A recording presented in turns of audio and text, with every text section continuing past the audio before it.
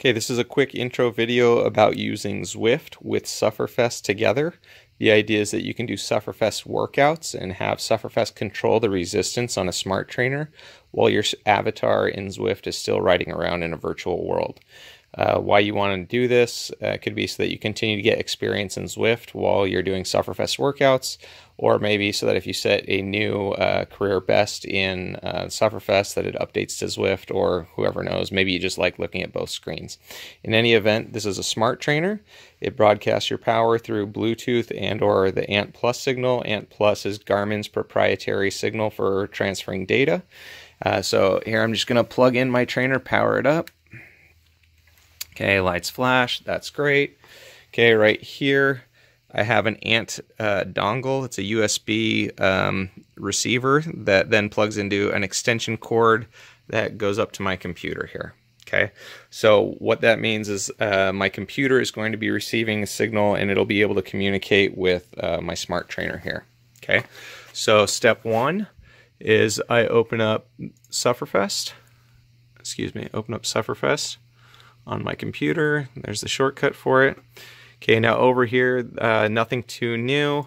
As I click a workout, I select play. It's important that I check all this. Now, it just so happens that my bike also has a power meter that's separate from the smart trainer. So that's what it's using for cadence. Cadence isn't really necessary. Heart rate monitor isn't necessary either, but the trainer is. Within the trainer, I'm going to click change settings just to verify that it's in ERG mode right here. Okay, so it has the correct power source. It could be pick up my power meter on my bike, so I want to be careful that it's actually using my trainer, which it is, in ERG mode, which is great.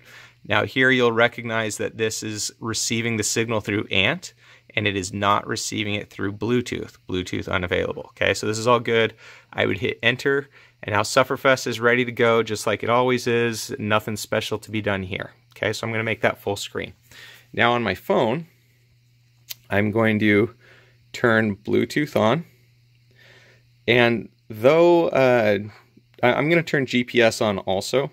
I'm not certain if that's required or not. I know that sometimes my Garmin app will work better with both enabled, and it's not going to hurt anything. If anything, it'll help. So that's what I'm doing there. Okay. Over here, I'm going to start up Zwift. Zwift takes a minute to get going. Okay, so I say let's go. This is Zwift running on my computer.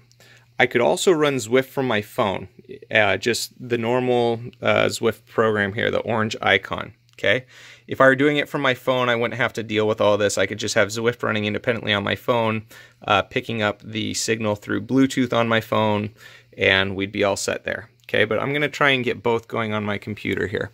So at the top, you can see that there's an icon for Ant and Bluetooth. Now this is Bluetooth as well as a phone. Okay, so I'm not going to use Ant because Sufferfest is already using my Ant dongle. If I had another Ant dongle plugged into my computer, then this could also use Ant. They have to use separate ways of receiving the information. They can receive the same data, they just have to receive it through different methods, if that makes sense. So I could have two Ant dongles and it could both be receiving the same Ant signal from the same source. Okay, so right now you see the exclamation points, that means something's wrong. Okay, so what I'm going to do here, settings. If you just click around, this is Bluetooth. Zwift can search for Bluetooth devices using built-in Bluetooth, which my computer does not have. It says, or by pairing Zwift Companion. How would you like to do it? So I don't have built-in Bluetooth, can't do that. Zwift Companion is grayed out because I don't have it going on my phone yet. Okay, so here we go. On my phone, I'm going to go into the Zwift Companion. Okay. And I've already got Bluetooth activated. You can see up here, it's already showing up in there, okay? But I'm not going to select it there. It probably wouldn't hurt if I did, but that's all worked smoothly where now it's automatically being recognized on my computer. So it's got the Zwift Companion there. I'm all good, okay? Here's the problem. The Sufferfest, if you recall, we put that in ERG mode. That's what we want. We want the Sufferfest controlling the resistance on the trainer. We do not want Zwift, okay? So it has the trainer as the power source. It also has it as controllable, okay? So I do not want it as controllable. So I'm going to unpair this here, and I'm going to leave this one paired. Okay? So that means that it'll still get my power numbers, but Zwift will not control it. Okay? So if I hit OK there, now I can just do any ride. Okay? So here I am on Zwift, on Sufferfest. Not exactly my normal biking get up here. But as I start pedaling, okay, the test is of are we doing it right, is are both programs going to run?